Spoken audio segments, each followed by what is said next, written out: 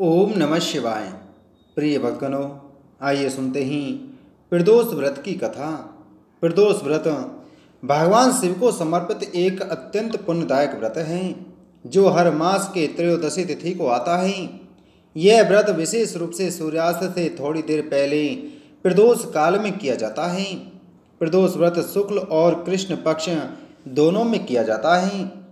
पुराणों के अनुसार एक बार भगवान शंकर कैलाश पर्वत पर माता पार्वती के साथ विराजमान थे।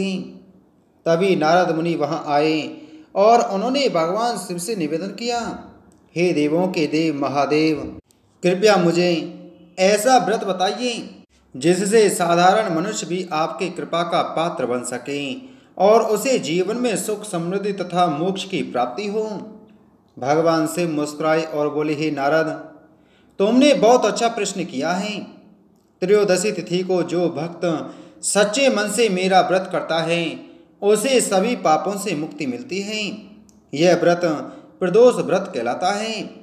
भगवान से बोले, हे नारद, मैं तुम्हें एक कथा सुनाता हूँ, उसे ध्यानपूर्वक सुनो। विदर्भ देश में सत्यरथ नाम के राजा राज्य करते थे, जो सुशील व सत्य के प्रतीक थे।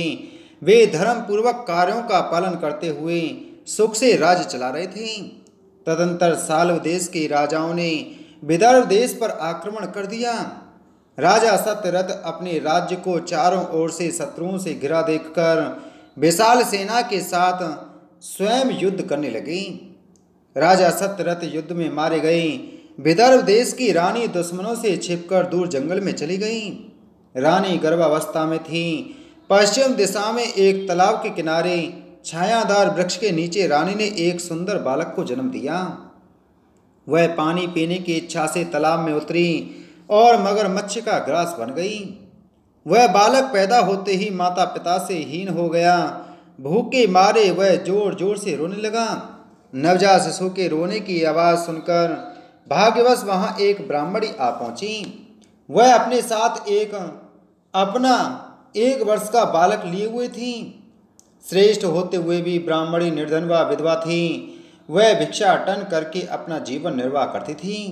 ब्राह्मणी ने बालक को देखकर विचार किया, ये नवजात शिशु जिसकी नाभि की अभी नाल भी नहीं कटी, इसकी माता कहाँ चली गई?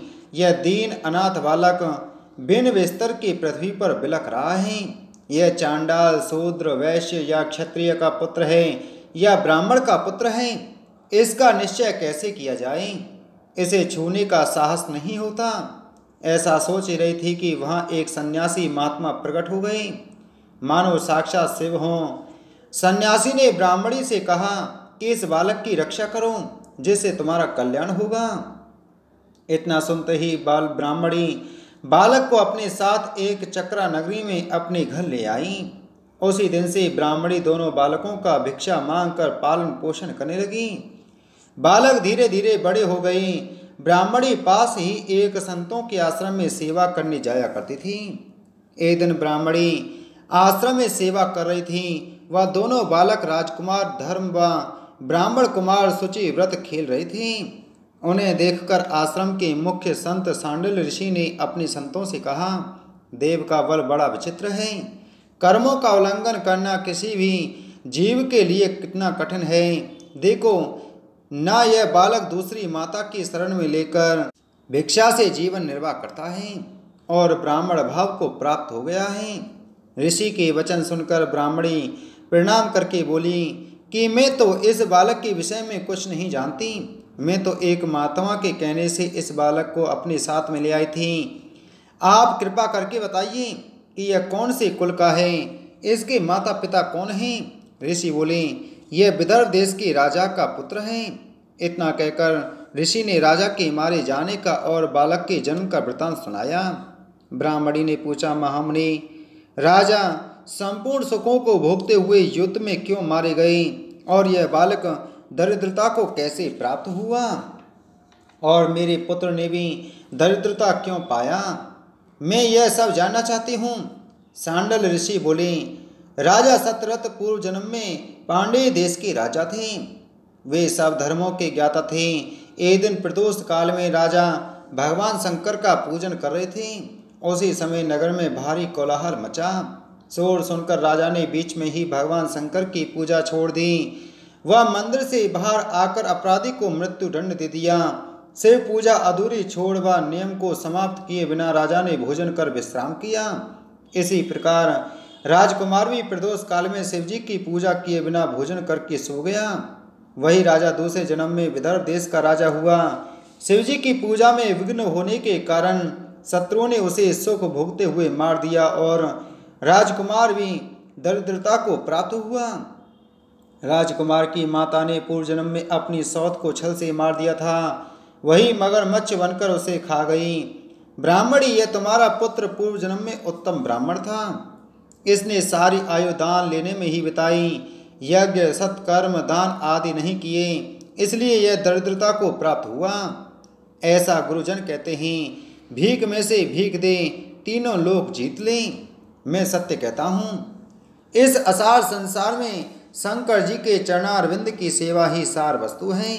त्रयोदशी तिथि को व्रत रखकर जो व्यक्ति प्रदोष काल में भाव भक्ति से शिव की पूजा में रत रहते हैं, वे इसी संसार में सदा बढ़ने वाले धन धान्य स्त्री पुरुष सौभाग्य व संपत्ति में सबसे बढ़कर होते हैं।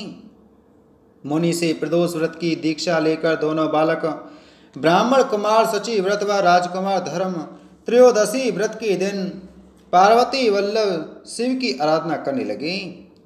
शिव पूजा करते हुए जब उन्हें 4 महीने बीत गए, तब एक दिन ब्राह्मण कुमार शुचिव्रत अकेला नहाने के लिए गया। जब वह झरने के नीचे नहा रहा था तो वहां उसने एक धन पूर्ति वाला कलश देखा। कलश मोहरों से भरा हुआ था। भगवान की कृपा मानकर वह उस कलश को घर ले आया। वह अपनी माँ से बोला, यह भगवान शंकर का प्रसाद तो देखो। उन्होंने दया करके घड़े के रूप में हमें खजाना दे दिया। ब्राह्मणी बहुत खुश हुई।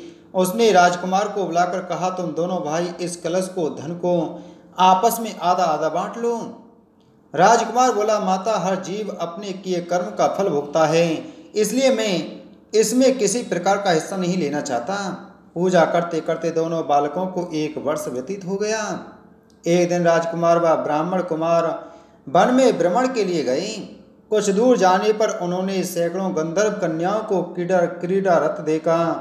उन्हें देखकर ब्राह्मण कुमार ने कहा, अब हमें और आगे नहीं जाना चाहिए, क्योंकि ये गंधर्व कन्याएं मनुष्यों के मन को मोहित कर लेती हैं। शुचि व्रत की बात अनसुनी कर राजकुमार अकेला ही निर्भय होकर कन्याओं के स्थान पर चला गया। कन्याओं में प्रधान सुंदरी ने राजकुमार को आते देख अपनी सखियों से कहा, तुम दूसरे वन में जाकर सुंदर सुंदर फूल ले आओ, तब तक मैं यहीं प्रतीक्षा करूंगी। इतना सुनकर सभी सखियां वहां से चली गईं। अब राजकुमार और आगे बढ़ा। वे दोनों एक दूसरे को देखने लगे। दोनों के हृदय में प्रेम का संचार होने लगा। गंधर्व कन्या ने पूछा, कमल नयन, तुम कौन हो, किस देश से आए हो? राजकुमार ने कहा, मैं विदर्भ राज का पुत्र हूँ। साल के राजाओं ने मिलकर हमारे राज्य पर आक्रमण किया और हमारे राज्य पर अधिकार कर लिया। वह मेरे पिता को मार दिया। राजकुमार ने पूछा, सुंदरी, तुम कौन हो? कन्या ने कहा, मैं गंधर्व राज द्रविक की पुत्री अंशुमति हूँ। मैं गान विद्या में निपुण हूँ। मेरे गाने पर सभी देवांगनाएं रीझ जाती हैं। मैं चाहती हूँ कि आपका और मेरा प्रेम सदैव बना रहे। राजकुमार ने कहा, मैं राज्य से विहीन निर्धन हूँ, तुम मेरे साथ कैसे रहोगी? कन्या ने कहा, मैंने जो कहा है सत्य होगा, तुम परसों यहाँ दर्शन देना। राजकुमार शुचिव्रत के पास आया। वह सारा वृतांत सुनाया। घर जाकर ब्राह्मणी को सुनाया। सब बहुत प्रसन्न हुए। दोनों राजकुमार व ब्राह्मण कुमार समय पर वहां पहुंचे। राजकुमार ने देखा गंधर्वराज अपनी पत्नी, पुत्री व सगे संबंधियों के साथ वहां उपस्थित थे। गंधर्वराज ने दोनों कुमारों का अभिनंदन किया, आसन पर बिठाया। गंधर्वराज ने कहा कि मैं कैलाश पर्वत पर गया था। वहां मैंने पार्वती के साथ महादेव जी के दर्शन किए और शिवजी ने कहा कि राजकुमार धर्मराज च्युत होकर अपने गुरु की आज्ञा से मेरी प्रदोष व्रत की पूजा में संलग्न रहता है। तुम अपनी पुत्री की शादी राजकुमार धर्म से कर दो और सहायता करके उसे राज सिंहासन पर आसीन करो। ऐसा कहकर गंधर्वराज ने अपनी पुत्री का विवाह राजकुमार धर्म से कर दिया व दहेज में बहुमूल्य सामान भेंट किया। साथ में गंधर्वों की चतुरंगनी सेना भी भेंट दी। सेना की सहायता से राजकुमार धर्म ने अपने राज्य को पा लिया। ब्राह्मण और मंत्रियों ने मिलकर राजकुमार का राज्य अभिषेक किया। ब्राह्मणी को राजमाता के पद पर आसीन किया गया। ब्राह्मण कुमार भाई बना व राजसुख भोगने लगे। इस प्रकार हर मनुष्य प्रदोष व्रत के दिन गिरिजापति की आराधना करके मनोवांछित फल को प्राप्त कर सकता है। सूत जी कहते हैं, जो प्रदोष काल में इस कथा को एकाग्रचित होकर सुनता अथवा पढ़ता है और दूसरों को सुनाता है, उसे 100 जन्मों तक दरिद्रता नहीं आती। अंत में ज्ञान ऐश्वर्य युक्त होकर भगवान शंकर के परम धाम को प्राप्त होता है। बोलो शिव शंकर भगवान की जय।